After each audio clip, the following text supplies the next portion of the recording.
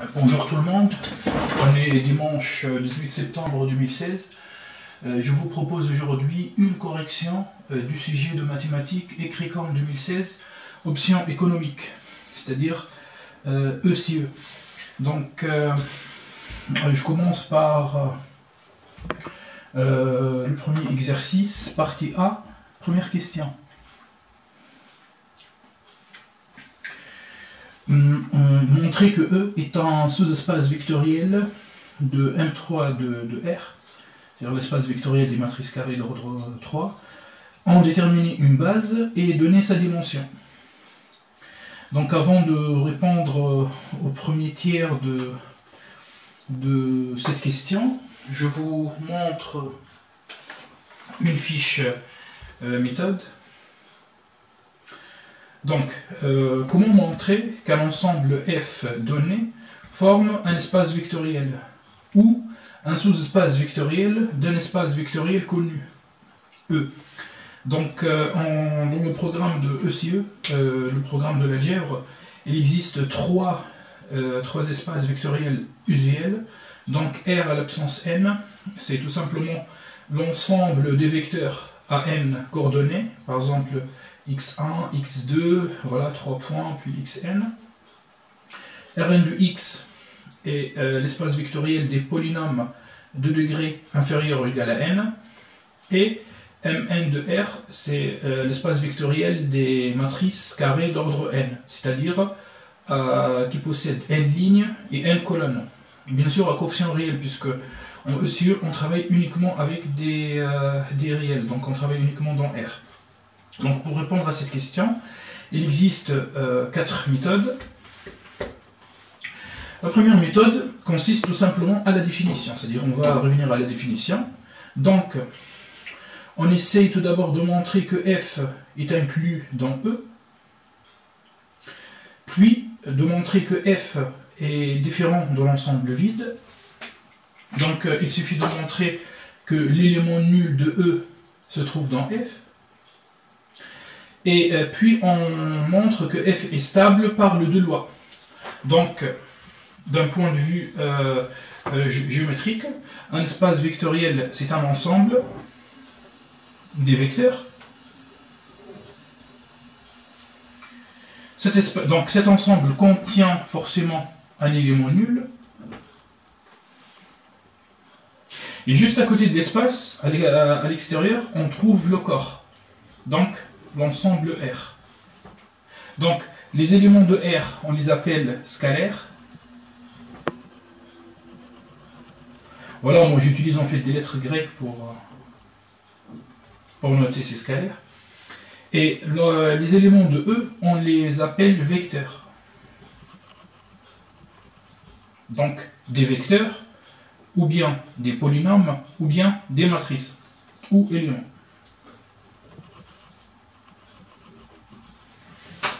Donc, je représente l'ensemble F. Donc, si je prends un scalaire lambda de R et un vecteur x de F, et si je multiplie les deux, donc si F est un sous-espace vectoriel de E, donc lambda fois x reste dans F. Voilà tout simplement la stabilité par la loi externe. Donc externe, c'est par rapport au fait que lambda se trouve à l'extérieur de l'espace vectoriel. Maintenant, si je prends un vecteur x de f et un autre vecteur y de f, et si j'additionne les deux, donc j'obtiens un nouveau vecteur x plus y qui se trouve dans f.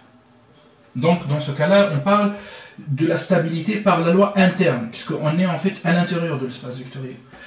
Donc on peut fusionner la notion de la stabilité interne avec la notion de la stabilité externe, c'est-à-dire en montrant que lambda x plus y se trouve dans f.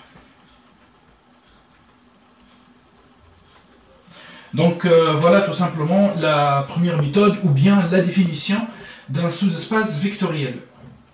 Donc on montre tout d'abord que f est un sous-espace vectoriel de E, ça implique que F est un espace vectoriel. La deuxième méthode consiste à trouver une certaine famille d'éléments de E qui engendre F, c'est-à-dire écrire F égale à vecte de F capital. Donc dans ce cas-là, on dit que grand F, enfin F capital, est une famille génératrice. La troisième méthode consiste à montrer que F est une intersection de plusieurs sous-espaces vectoriels de E. Et la quatrième méthode, bien sûr, dans le cas où nous, on connaît déjà une application linéaire, petit f, donc on montre que F est le noyau ou bien l'image de cette application linéaire. Donc, dans cette question, on ne va pas utiliser ni la quatrième méthode ni la troisième méthode. Donc la quatrième méthode, car tout simplement on ne dispose pas d'une application linéaire dans l'énoncé, ni la troisième méthode puisqu'on n'a pas encore, on ne connaît pas encore des sous-espaces vectoriels de M3 de R. Donc E c'est le premier espace, le premier sous-espace. Donc on va utiliser en fait ou bien la deuxième méthode ou bien la première méthode. Mais pour des raisons en fait d'efficacité, on va utiliser la deuxième méthode. Parce que la première méthode, elle est longue. Et la deuxième méthode va nous donner une famille génératrice qui va nous servir en fait à trouver la base après. Puisque le deuxième tiers en fait de cette question demande une base de E. Voilà. Donc finalement, on travaillera en fait avec la deuxième méthode pour cette question.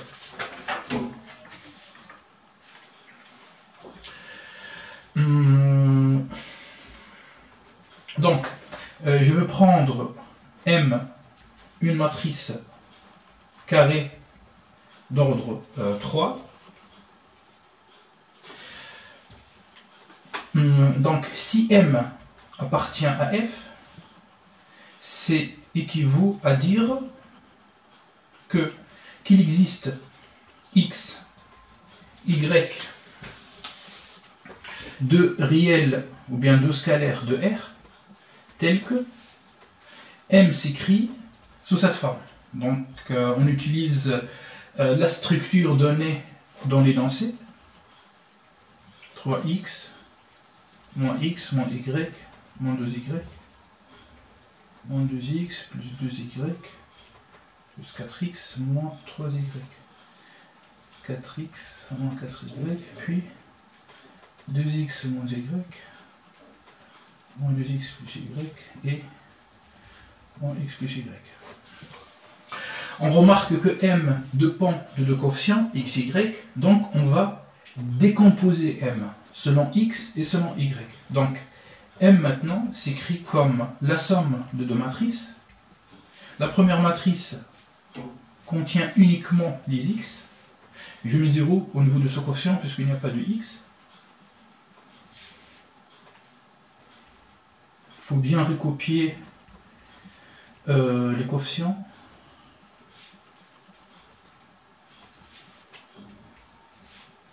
Plus une deuxième matrice qui dépend uniquement de y. Donc 0, puisqu'il n'y a pas de y dans ce coefficient, moins y, moins 2y, voilà, 2y.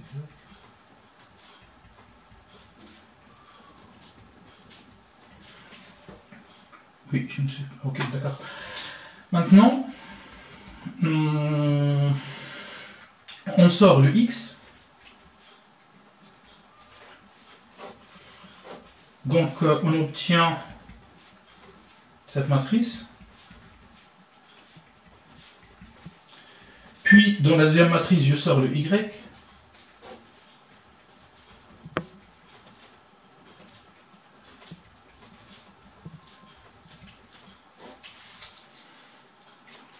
D'accord. On remarque que M s'écrit comme une somme entre deux produits, tel que chaque produit est le produit en fait d'un scalaire qui appartient à R, fois un vecteur qui appartient à M3 de R. Un scalaire qui appartient à R fois un autre vecteur qui appartient à M3 de R. C'est la définition d'une combinaison linéaire. Combinaison linéaire. Maintenant, on remarque bien que l'écriture est lourde, c'est-à-dire on ne va pas traîner en fait ces deux matrices. Donc, si on regarde l'énoncé, on note A, la matrice M, où on remplace X par 1 et Y par 0. Donc, on remarque bien que si on remplace X par 1 et Y par 0, donc on identifie cette matrice à A. C'est-à-dire 3, moins 2, 2, moins 1, 4, moins 2, 0, 4 et moins 1. Donc finalement, M s'écrit comme une combinaison linéaire de deux matrices, A et B. Puisque si je remplace X par 0 et Y par 1, comme demande l'énoncé, je trouve cette matrice. 0, 2, moins 1, moins 1, moins 3, 1, moins 2, moins 4, 1. Voilà. Donc M s'écrit comme une combinaison linéaire de deux matrices, A et B. Donc, E est égal à vect de AB. D'après la deuxième méthode, alors, E est un sous-espace vectoriel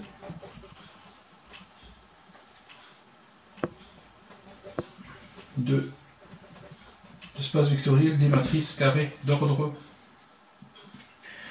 3. Nous avons répondu alors à cette question. On déterminait une base. Donc on remarque bien que nous avons fabriqué une famille génératrice. Donc il faut montrer qu'elle est libre. Et avant de montrer la liberté de cette famille, je vous montre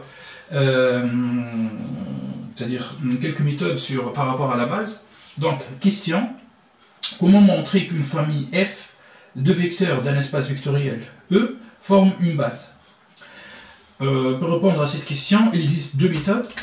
La première méthode consiste à utiliser la définition. Donc, on montre que F est une famille libre et il faut aussi montrer que F est une famille génératrice. Donc, on montre les deux conditions. Donc, si F est une famille libre et F est une famille génératrice, alors F capital forme une base de E. Sinon, et là j'ai bien noté, attention, sinon, si on connaît a priori la dimension de l'espace vectoriel E, alors il suffit de montrer ou bien la première condition ou bien la deuxième condition. Bien sûr, si on connaît a priori la dimension de l'espace vectoriel et cette dimension coïncide avec le nombre d'éléments de la famille, c'est-à-dire le cardinal de la famille, on montre la liberté ou le fait que la famille soit génératrice. Mais dans cette question, on voit bien que E est un espace inconnu a priori pour nous, donc on va utiliser la définition. Alors, concrètement, on écrit AB est une famille génératrice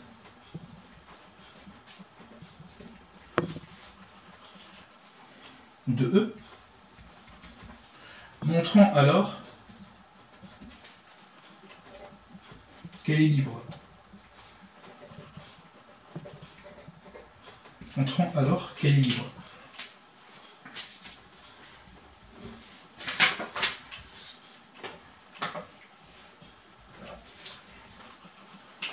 Pour montrer la liberté de cette famille,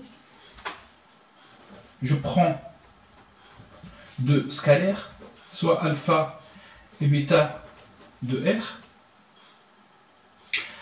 Donc si alpha fois A plus bêta fois b est égal à l'élément nul de M3 de R. Alors, alpha est égal à bêta est égal à 0.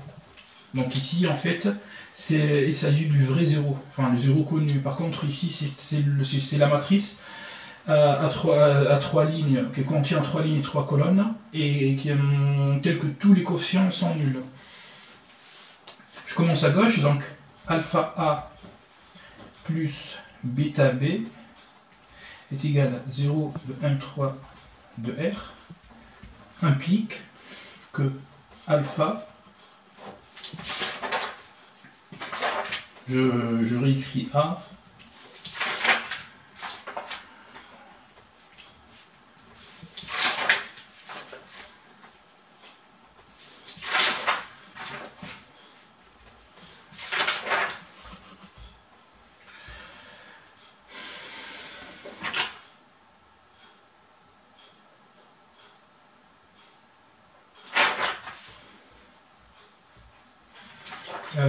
plus bêta fois la deuxième matrice fois B, donc 0, moins 1, moins 2,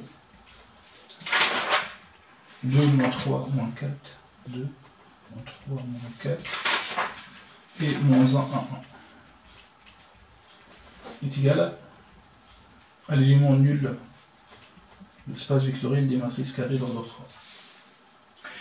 On remarque bien que nous avons ici en fait uniquement deux inconnus, donc il nous suffit uniquement deux équations pour trouver la valeur de alpha et bêta. Et je profite des coefficients nuls. Donc pour la première équation, je fais 3 fois alpha plus 0 fois bêta est égal à 0. 3 fois alpha plus 0 fois bêta est égal à 0. Pour la deuxième équation, alpha fois 0 plus bêta fois moins 2 est égal à 0. J'obtiens 3 alpha égale à 0, moins 2 bêta est égal à 0, donc alpha est égal à bêta est égal à 0. Alors, AB est une famille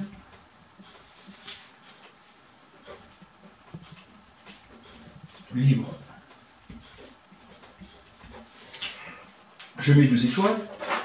Je viens ici, devant la famille une famille génératrice, je mets une étoile. Donc j'écris d'après étoile et 2 étoiles, AB constitue une base de E. La dernière partie de cette question donnait sa dimension, c'est-à-dire la dimension de E. Donc d'après le cours, on sait que le cardinal de la base coïncide avec la dimension de l'espace. Donc cardinal de AB est égal à la dimension de E est égal à 2, puisque cette famille contient uniquement 2 éléments. Maintenant,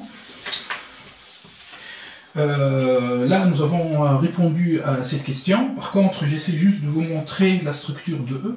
Donc nous avons notre espace usuel M3 de R, c'est-à-dire l'espace des matrices d'ordre 3 à coefficient réel. Cet espace contient forcément un élément nul. Et juste à côté de cet espace, on trouve le corps, c'est-à-dire l'ensemble R, d'où on ramène les scalaires qui servent comme coefficient pour les matrices de M3 de R. Donc moi je note les scalaires comme avec des lettres grecques, alpha, bêta, lambda, gamma, ainsi de suite. Et voilà l'ensemble E. Donc l'ensemble E se trouve à l'intérieur de M3 de R.